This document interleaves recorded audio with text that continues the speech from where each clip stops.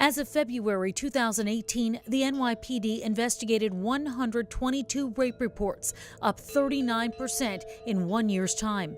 Many in law enforcement attribute the increase of reports to cultural conversations like the Me Too movement, inspiring women to speak out against their attackers. Yet the majority of sexual assaults still go unreported, making it difficult to identify predators and prevent them from attacking again. Rose don't walk through the park, and I said, why? She was like, they raped somebody. I feel terrible, because it could have been one of my daughters. Always look behind you, look wherever you go. Always know your surroundings because you never know who's next to you and who's behind you. This is really terrible and scary because I have 3 girls. I hope they catch him. It's not right, Women should never have to be afraid, no matter what neighborhood they're in, no matter where they are, ever.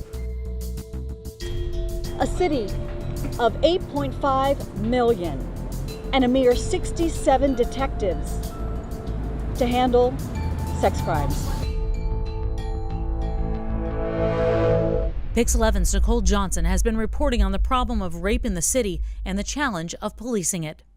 So, Nicole, you've been on the case of Sami Ben Sabir for some time now. This is a 20-year-old man from Brooklyn who is accused of raping a woman February 17th in her own apartment, a brazen alleged rape.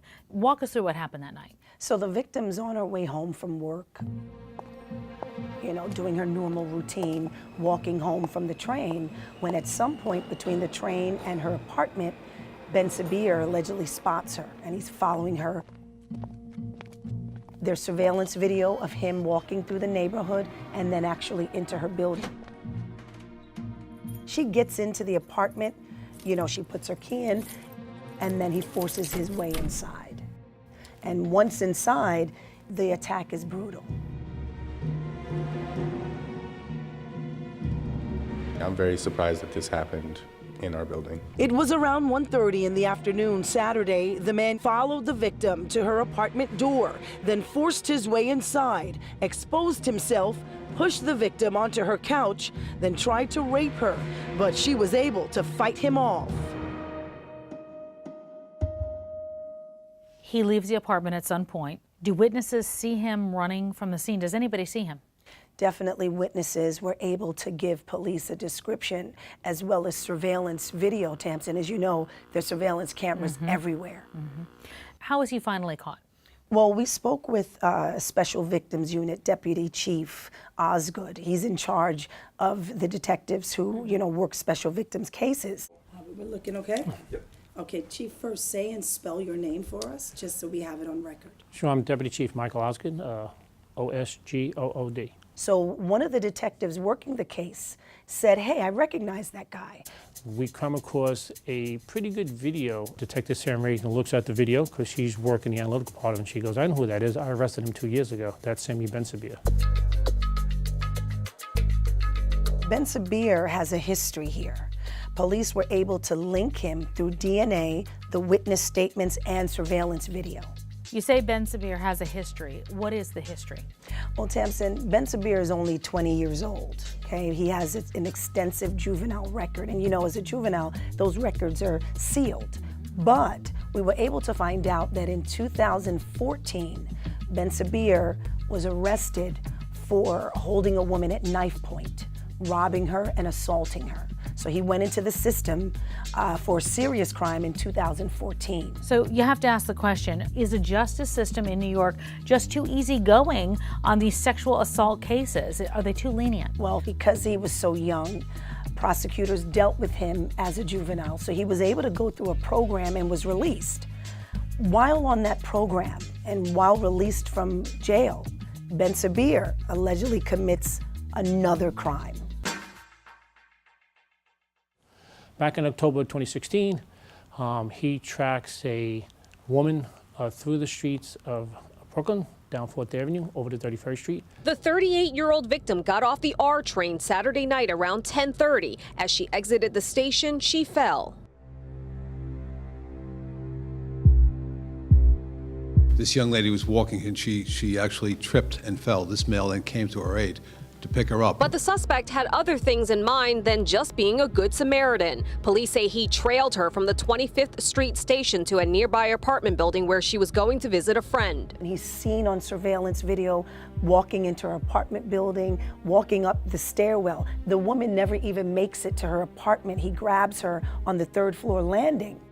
His penis is exposed. He puts his hands under her dress, and he attempts to rape her. So 2016, 2018, very similar cases. That's right. Talk about that, because it sounds like he already had a reputation as a stalker, already had a reputation as an attempted rapist, already did some time, or at least was caught for those things. How's he back out there? So the chief was saying when we interviewed him that, police officers, they do their part, but, they can't put the person through the system. That's when the district attorney picks up the case, a judge, lawyers, and in this case, with Ben Sabir, someone dropped the ball as far as the chief is concerned. You can see the depth of this criminality. Rape is such a deep human trespass, and it's my belief that there's something neurobiologically wrong with the offender, that most of them are serial offenders, and they will continue to offend. So in 2016, he's arrested. He's sitting on Rikers. He's a little older now.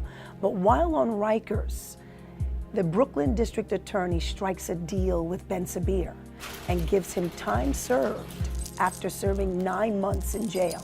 And that's how he's back on the street to commit what we're talking about in 2018 in February. It's hard to imagine after 9 months he was back out there for time served. And that's what victims are talking about. We spoke with another woman. She was the victim of a gang rape 10 years ago. It could possibly happen again. Once something like that happens to you and, that, I guess, wall of a perfect world is removed and snatched away from you, that safety net that you feel as a woman is snatched away from you. You can never be the same after that. You're always worried. She thought she was on a date. So she was with one guy and they're going out and the gentleman says to her, hey, I want to stop here to pick something up. And she says she stopped at an apartment. They walked into the apartment. When the door opened, she sees 6 other men standing there. And she knew at that point she was in trouble. When we got there, there were other guys there waiting, and one by one, I was assaulted. What was going through your head during that? I'm sorry you're having to think about it. But what was going through your head at that point? Am I gonna live? More than anything, am I gonna survive this? Is this the way my life ends? Where are her attackers now? Were they ever captured? The men at the party, they were never caught. But the guy who took her to that party, he was arrested, posted bail, and jumped bail, skipped bail. They can't find him at this point. So 10 years later, she's still watching her back. Still terrified. Definitely. Still not sure who's out there. Do you think cases like this bring this problem to the forefront, whatever that problem is in the justice system, and possibly it will make for change somewhere along the line? Well, we hope so. And you know, Tamsin, now we're seeing so many different movements. Me Too and the social media outlets are really giving people a voice. So folks are coming forward, they're speaking up, and I hope people are listening. As we're talking about folks in the justice system, I hope they're listening, and maybe the change will come. So let's talk about Sami Ben Sabir. Let's go back to him. What is the status of that case right now? Well, Ben Sabir was arrested a month after the incident with the 59-year-old woman in Bensonhurst. So he's awaiting trial as we speak. As women, we're talking about terrifying cases. We're talking about fear. We're talking about no trust. And then we're talking about people who are back out there on the street. Reporting these is never easy for anybody, but I think especially women. What's your takeaway from this? This was a very important story for me to tell. Just to maybe wake people up, to raise awareness. Folks in the justice system should really be mindful of people of the criminal mindset. Because talking about someone like Ben Sabir at 20 years old, you think a 20-year-old, you know, someone in college, someone who has their whole life ahead of them. But as a young teenager, he showed the signs of violence. Remember, in 2014, he held a knife at a woman's neck. So from there, we need the folks in our justice system to just think about that. Chief Osgood said to me when we interviewed him that rape, he feels, is worse than murder. Wow. Those are chilling words.